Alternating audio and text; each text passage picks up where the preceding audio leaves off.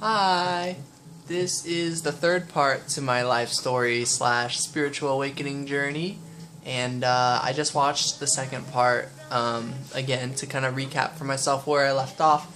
And I left off at the end of 2017 with third eye meditation and my first experience with it, which was, the whole drawing it back to a single point, which I also called it like the gumball.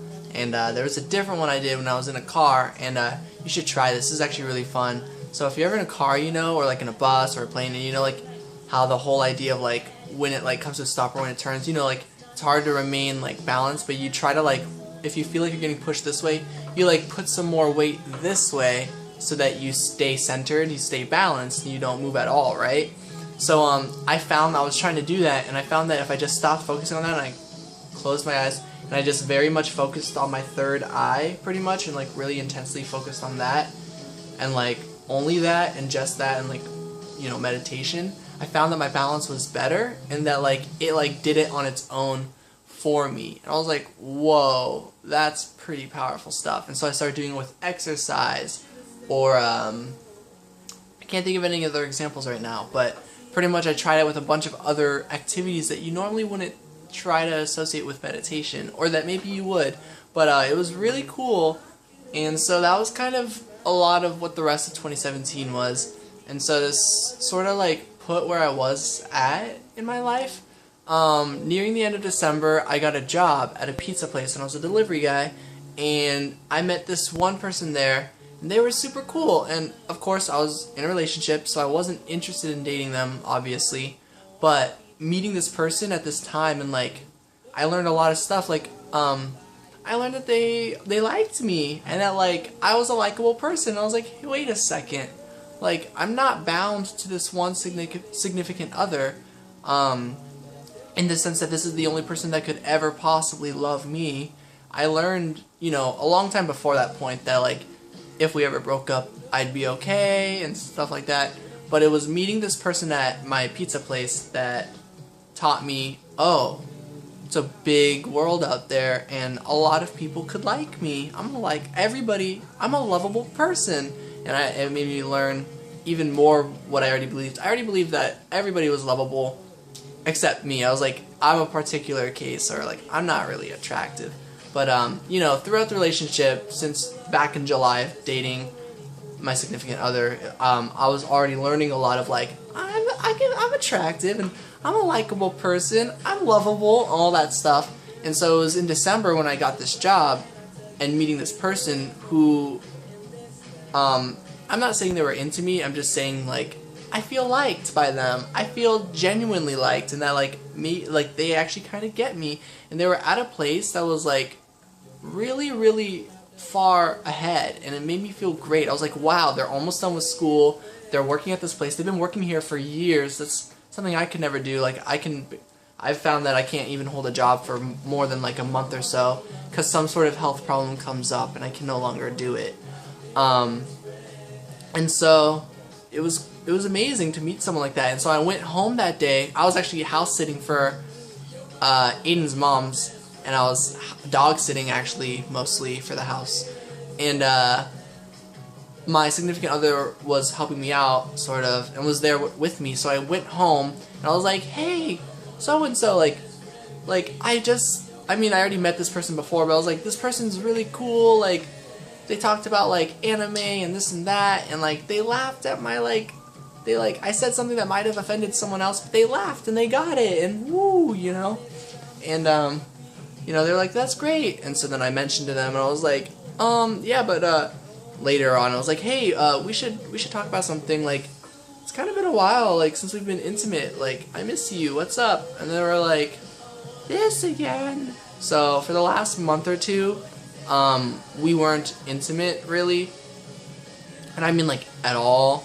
We were sort of intimate in the sense that, like, we would hang out and have a good time and play, I don't know, like, a video game, and, like, work on, like, communicating with each other and having fun, but, like, I don't know, there just, like, wasn't a strong connection, and I couldn't figure it out. I thought it was something wrong with me. I was like, I don't think they're into me anymore and all this stuff.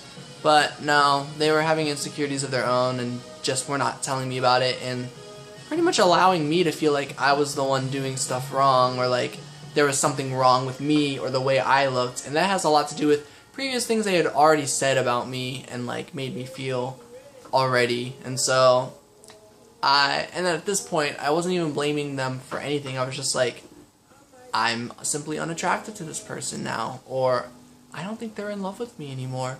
But they would say it all the time. They would actually kind of say it with fear. They'd be like, I love you, like hoping I would say it back. And it's like, stop. It's not because like I'm opposed to hearing the word love, you know. It's just because it's like, when you're saying it to say it, sure, but when you're saying it for reassurance, it's like a giveaway, and it's like 30 times a day, and it's like not trust. That's not how trust goes.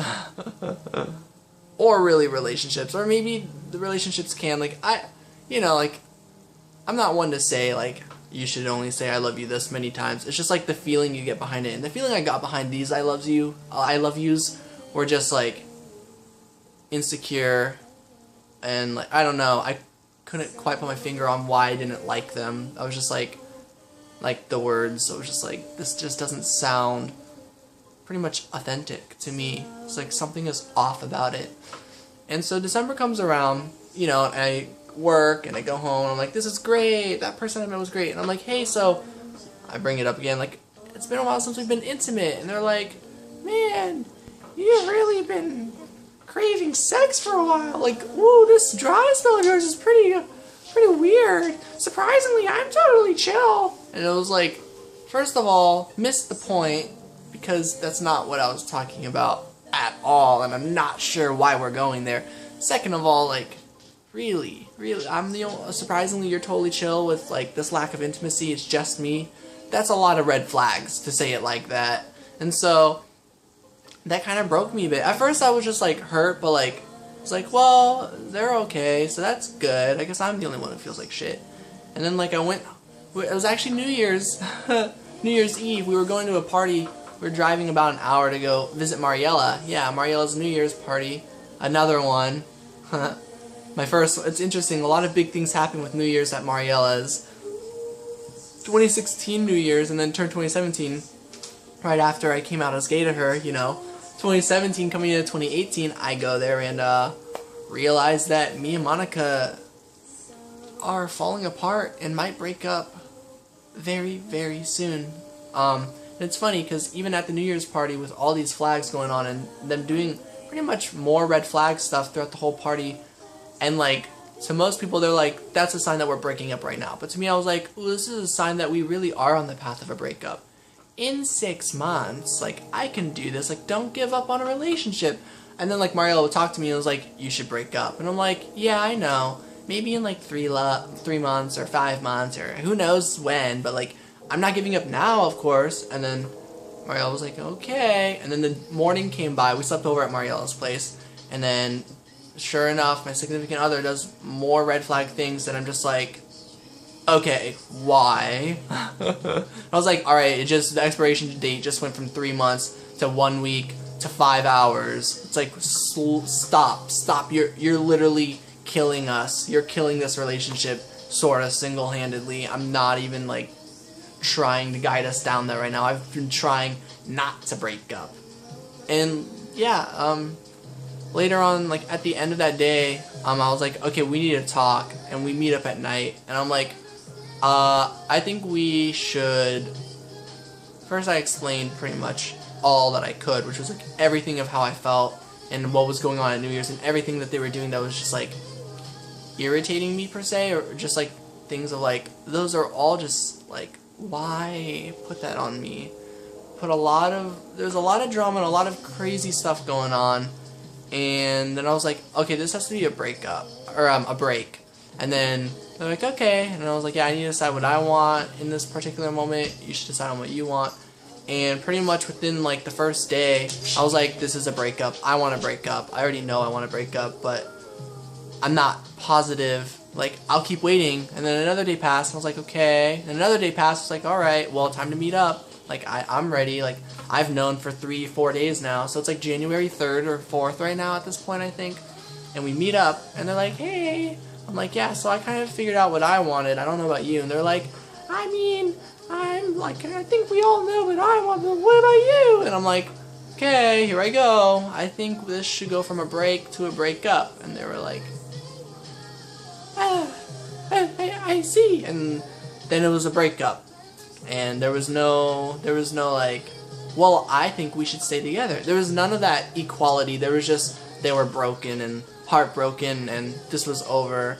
And then we talked, and then we went and got something to eat, and, you know, went through the rest of the night of just like, I still love you, you still love me, you think I'm amazing, I think you're amazing, like, this is still good, like, I still see a positive future, like, yeah.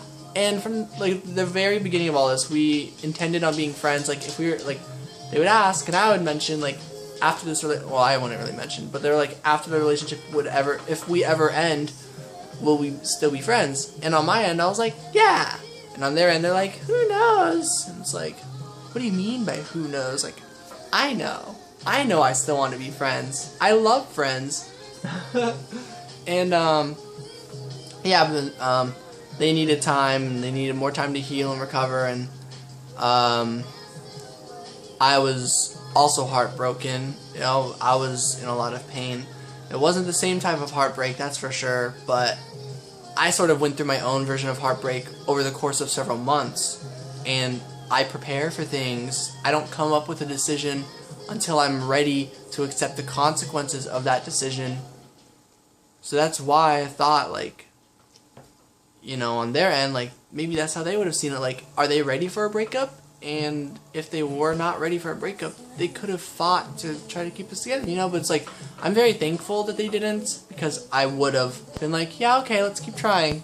I'm a person who, really, if the other person just gives even 2% of, like, let's not stop, then I'm like, okay.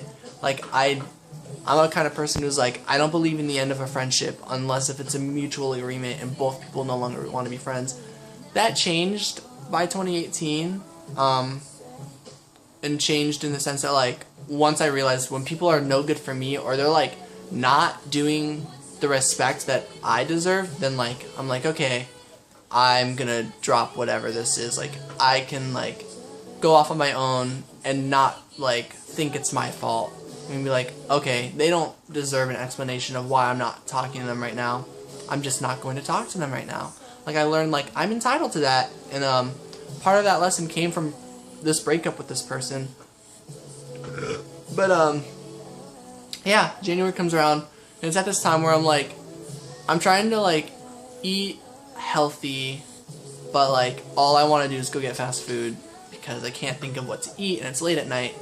And, there's one particular night where I messaged my friend, Cheyenne, and I'm like, hey, it's been a really long time, we didn't get to see each other this break, are you free right now? And they were that day, and I was like, they're like, do you want to sleep over? And I was like, hell yeah. And they actually had a gift for me for, like, Christmas or something. It was actually, you guys know this, one second. It was actually these, why did you move closer? Okay, it was the Den Den Mushies, and, like, I have a law one, but it's not here right now, it's actually at her house. But yeah, she gave me those on this day, and they were so sweet. I didn't know about it until later in the night, but first when I got there, she and her sister were doing tarot cards. They recently bought a pack of tarot cards, a deck. And I was like, oh, okay, cool. And they're like sort of like, oh, this is silly. And I'm like, no, I think it's cool. And they made food, and it was so good. It was grilled cheese sandwiches, but they were like unique grilled cheese sandwiches. They were like grilled cheese sandwiches that you've never had before. Or that I've never had before, I don't know. But I was like, oh, these are so good. And they're like, we gave you the worst ones, too. And I was like, these are the worst ones? Oh my gosh. Because these are better than any other one I've ever had. So, anyways, I'll stop talking about food. I go over there and do readings. And the readings all pretty much talk about, like, oh, this is hard. And, like, what are you going to do? Blah, blah, blah. Or, like, it wasn't my heartbreak it was explaining. It was, like, this person's heartbreak. The person that we just ended my significant other, my ex. And I was like, at the end of it, they were like, oh, so how does that resonate with you? And I was like, well, yeah, this isn't me. Like, that's not me. And they're like, oh, you're you're scared of the cards. And I'm like, no, that's not it. I'm pretty open to like this experience. I feel like I would love to do a reading right now, but like this just doesn't strike a chord with me. This definitely sounds like the person, like this my significant other. Like this doesn't sound like me. And they're like, okay. And then we do another one. I'm like, whoa, yeah, this isn't me either. But then so that's kind of when I realized that I could do tarot card readings, and they could not always just be about you. They can be about other people, or you could channel how maybe someone else is feeling. And then it got towards me, and I was talking about like new love entering my life, and this and this and that. And then the school term started, and that's when I met Susie in my class, and that was crazy. So, by the way, actually, before starting class, I was so entranced by those tarot card readings. After sleeping over, I went and bought my own pack. I went with my brother. I was like, hey, do you guys want to go with me and get tarot cards? And they were like, sure. And I was like, let's see if they had them at Powell's. And they did. They were super expensive. I got them, messed around with them so much. And that's when things got really crazy. I would like do readings, and they would be like, you know, the readings. And then I would do readings for my younger brother and all of his friends, and they would all be like spot on. And I would do this over the course of like a week, and it got so crazy that like then like I would do it on my own, and I lit up candles and like turned off the lights in my room, and I would like do a tarot card reading in the dark, and I was like, okay, let's do a reading, to the point where it started getting spooky. And like there was one night that led me towards like, I want to go take a bath right now, and I like filled it up with like lavender soap or something, and like suddenly, and I have my phone out, and I have it on shuffle play from Spotify, and suddenly like I feel this ominous vibe, and I hear my front door open, and I'm like, that's weird. And I like leave the bathroom, and I put a towel over, and I go over my balcony, and I look down, and like sure enough the door is locked, it's closed. I'm like, okay. And it's not my roommate person, because I would have seen them come up the stairs by now, because I left the bathroom fast enough. There's just, trust me on that, there's just no way. So I was like, okay, well maybe my mom let the dog out in the backyard door, because it makes the same sound. Both doors make the same beep. But and later on I asked her, and she like did not at all. So nobody opened any doors that night, pretty much. But I go back to the bathroom, and I get this vibe, and this small bathroom suddenly feels bigger, and I'm like, whoa, this bathroom feels huge. And I get this sense of, why do I feel like I'm going to die tonight? And the song was really creepy, and it was like, kiss me in the shower, na na na na na, and that like really creepy stuff, all about bathrooms and showers and water and like stuff like that. And I'm like, what the hell? And I'm like, open up my phone, I look at the title, and it's like, because you will never be free. And I'm like, what? And I'm like, I feel like I'm going to die tonight. So I'm like swiping, and I'm like trying to get to Messenger, Facebook Messenger. I want to message myself and say like, spirits are fucking with me, because if I somehow wind up dead, I don't want people to think this was a suicide. I'm like, trust me guys, no, this is messed up. I don't know what this is. And while I'm trying to go to Messenger, like it would like go to the screen, and it would like close out and go like, I'm like, what the this has never happened. And then like everything I tried, everything would like exit out, or I would type letters, and then like the letters would delete really fast backwards one at a time. And I'm like trying to type spirits are fucking with me, and I finally get it, and I hit send, and I'm like panicking. And once I get that sent, then I rush to my room, and I sit down, and I'm like, suddenly I felt very creeped out and spooked and scared. I'm just like, I don't trust spirits and tarot cards anymore. Whatever this is, they're not nice, they're not good, they're definitely trying to lead me towards death. Then I calmed down, and I was like, and that can't be my grandma, because like she wouldn't do something like that. Then like later I calmed down, I was like, oh, wait a second, her favorite show was a prank show, she did shit like that. And then I asked my mom later a different day, I was like, do you think Hama would do something like this? And she was like, that does sound like something she would do. and it kind of fits. It's like, truth be told, I was put in a situation where I felt scared when there was in reality no real threat or danger. Yeah, so that was like, that's when I was like, okay, I need to return these cards. And also these cards were super expensive from the bookstore. And then some time passed where I was just doing readings online. I would just search up free tarot reading. For the most part, they guided me where I needed to go. I read the things I needed to read. And then it got to the point where I went to a website, and then I printed out my own, these things. I printed out a bunch of them, and then I printed out a bunch of these. And so, yeah, that's sort of where my Uno deck came from. And for the longest time, like, it took me a while to work on these. Since these were the Major Arcana, I thought that, like, well, it doesn't count because these are different than these. And so, like, if I mix them, I'll always know, like, first, that's not true randomness. I still saw tarot cards as, like, I need perfect randomness. Like, the deck can't be, like, this, you know? And so I only had a deck of these cards, and I just did nothing with them. I would still do online readings. I forget which day it was, but eventually I guided myself towards, I think I can combine these and just, it's okay that I didn't finish with all the Uno cards. It's alright. And then, sure enough, yeah, they work just fine for me, and I like it how they are. And then,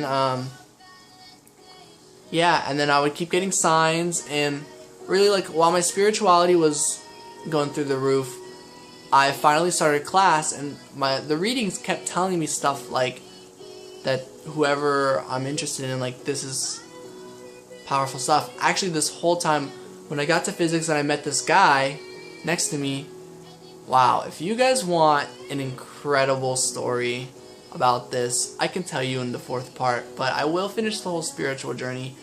To sum it up, I fell in love with this guy, and my spirituality and everything was guiding me towards like falling more and more in love, and also trying to be more and more free and getting more and more out of this house and this situation I'm in, which I'm still in today. But it was like, I need to get out of here, but how? And I've been relying on my own journey, taking my own path, which eventually led towards a few days ago where I was like, my path led towards school's not for me right now. Hopefully it might be later, but right now it's not. And if you guys remember about the Thailand stuff, I changed my mind on my school path towards, like, not just following my dream of being a teacher, but like, I want to just follow my pursuit of making money so that I can do the things I want to do, which is help the world the best I can. I can't save this world. Unfortunately, I can't save this world without money. And as a teacher, as much as I can influence, I can't get that income to make investments